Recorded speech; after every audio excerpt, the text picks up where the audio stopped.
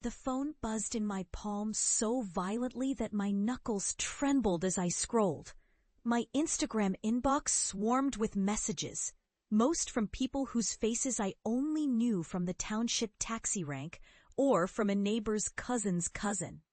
The TikTok video wouldn't stop playing, looping over my disaster again. A collapsed shoe tower, pastry cream oozing out of wrecked shells, my hands shaking as I tried to smile. Every rewatch stung deeper. Laughing comments rolled underneath. Epic fail! Who does he think he is, Jamie Oliver? Kabelo, just stick to selling airtime, brewer. Lol, this is Joburg, not Paris. Even people I'd grown up with, Rethabile, Cello, Mockery from church, piled on. My phone pinged and my cousin Kaketso posted a meme of a burnt cake, tagging me, our family's master chef. The emoji made my ribs feel hollow. The living room around me hummed with distant sounds, traffic from Commissioner Street, radios from neighbors' balconies, my mother softly humming while she folded laundry. I sat frozen on the threadbare couch, a plastic container of failed eclairs on my lap. The smell of sweet cream choked me, suddenly unwelcome.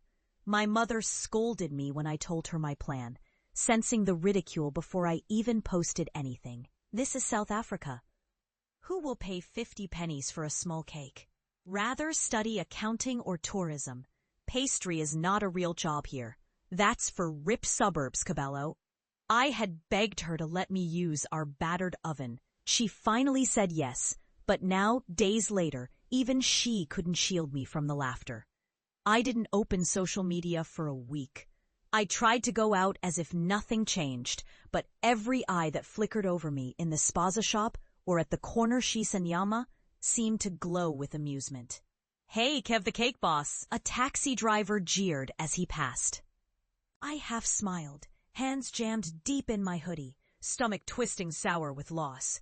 The mocking was everywhere. Sly smiles at Sunday service, snickers from the queue at Pick and Pay. Aunt Cece at home, only spoken questions. Will you open a bakery in Alexandra? Do you think the Kasi will eat your small pies? I deleted my TikTok account and boxed away my baking utensils. I tried for a little while to disappear. But every time I stepped away, something tugged me back, a restlessness in my chest when I smelled cinnamon buns at the mall, or the joy that still lingered when I watched midnight reruns of Bake Off while my mother slept. I kept thinking about sugar, eggs, flour, and how even when you mess up, sometimes you can still start over with what's left. I finished school that year, scraped through with enough marks for a corridor job, helping deliver crates at the Checkers in Newtown.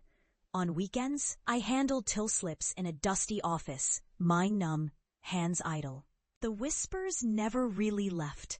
There goes Chef Disaster, some people still muttered. My friends drifted away, finding jobs or moving upriver, distracted by their own grind. Alone in the shoebox flat, I sometimes watched old French pastry videos, muted under my blanket, the phone light tracing dreams I still didn't dare say out loud. The loss clung to me for 3 years. It colored every new ambition with fear. When I baked quietly for myself, buying brown sugar with savings, using lemons from the boss's garden, I kept it secret, convinced I didn't deserve applause. Even my mother had stopped asking what I'd do next, focusing instead on my brother's new job at the car parts warehouse. Our house buzzed with new plans, but I drifted through the days dulled, like the single fluorescent globe that flickered in our kitchen. It changed slowly, as things usually do. On a tired Saturday afternoon, the Checkers bakery supervisor called in sick, and I was left stacking bread. The manager rushed in. "Kabelo, you ever made cinnamon rolls?" My mouth knew yes before my mind could say no. I found gloves that were a size too big and started mixing, memory guiding my hands as I kneaded, rolled, sprinkled cinnamon. By the end of the evening, trays of shiny, slightly misshapen rolls filled the window. I braced for critique, but by 6, they'd sold out. The next day, people asked for the new rolls.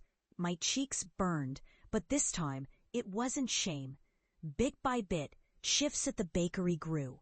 Sometimes I'd try choux again, quietly, cautiously, watching puffs rise golden in the battered industrial oven. Sometimes they failed. Sometimes, magically, they didn't.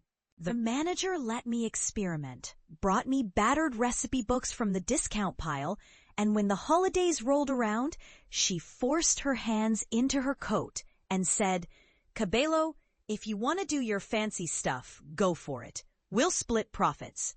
I baked all night before Easter, raspberry tarts, apple galettes, and carried them home in recycled boxes, careful so no one would see. My mother tried some, silent at first, chewing slowly. She didn't say, "Well done." But she handed me cash to buy more flour next time. Still, it felt temporary, fragile, until 6 months later, I was offered a short-term contract in a Rosebank patisserie, the kind of place with marble counters and white jean chefs from Santon. Even as I typed my acceptance email, fear warred with hope. Who was I, a township kid with a viral failure, to bake alongside people with diplomas from Paris? The first days were agony. The head pastry chef scrutinized my every piping bag, sniffed at the shape of my eclairs. My accent drew raised eyebrows from customers who gave me slow, careful instructions when they ordered. But the kitchen had its own rhythm, and I learned to find space in its routines. I watched how Chef Elodie spun sugar strands, how she used a toothpick to swirl passion fruit into meringue. I learned to wake early for deliveries, to check eggs with a practiced flick of the wrist, to temper chocolate even when my hands ached from standing. My confidence, shaky and raw, grew warm and sturdy, like dough after a long, slow rise. Over years, my hands grew skilled, my CV longer. When the head chef left, Elodie called me into her office, accent soft and lilted. "You, Kabelo. You stay late, you learn. I want you to create our spring range." I stood speechless, but she pressed a battered pastry book in my hands and told me to bake as if I was home. I thought of our flat, of my mother humming over the laundry, of the viral video and those mocking comments. I baked anyway. That spring, for the first time, Johannesburg Gazette ran a tiny article, "Rosebank Patisserie's Township Star." I tried not to savor the headline, but I clicked it and tucked it under the mattress. Elodie held back a smile when she saw the full seats in the cafe. Once, in the mall, I overheard Rethabile and Cello whisper, "Do you think it's the same Kabelo?" But I kept walking, heart racing. A year later, I won a competition, Best Young Pastry Chef in Gauteng. Interviews made me stammer. People, seeing my name, assumed I was Kabelo from Santon, not the boy from Doornfontein who once couldn't even afford bus fare. Sometimes at night I relived that first public failure, afraid if people dug deeper, they'd find only those broken shoe shells. My urge to go home, to look my family and the community in the face and show myself, not as a joke, but as I am now, nagged at every holiday. But I told myself there would be a right time, and I waited, though the right time never seemed to come. The call came unexpectedly, my cousin Koketso out of breath. "Kabelo, are you coming to Gogo's birthday this year?" I hesitated, picturing the same faces, the old laughter. "You've become big city now?" he teased. "Show us, man." "Bake something real. Unless," he trailed off, laughter prickling at my pride. In that half second, the past and present folded together, raw and unhealed. I owed it to myself, to the wound I'd nursed for years. I said yes. I started small, planning a cake, 4 tall tiers, spiced with ginger and cardamom like Gogo's old tea, filled with guava mousse, topped with sugar flowers. It was ambitious, borderline absurd. Transporting such a thing to our crowded flat would be hell. But I'd learned logistics in the city. The bakery van was on standby. The morning of Gogo's 85th, I wiped sweat from my brow as I piped the final layers, pinks and golds blooming across the white icing, a river of tiny, meticulous details. My bones ached from standing all night, but a quiet fire burned in my stomach. I boxed the cake carefully, using leftover ribbons and cardboard. The van ride home was tense, dodging potholes, heart in throat. At the flat, people spilled out, all dresses, tattered shirts, and gossip. Kids ran wild across the courtyard, shrieking. My mother met me at the gate, worry etched deep. "You brought it?" she whispered, as if the cake was a bomb. I nodded, suddenly shy. Inside, laughter grew loud. Gogo held court in her velvet armchair, draped in a faded ochre blanket. Coquetzo was already telling stories. Remember when Kabelo tried to bake? His hands miming exploding cakes. I stood in the doorway. All eyes turned. "What's that?" someone asked.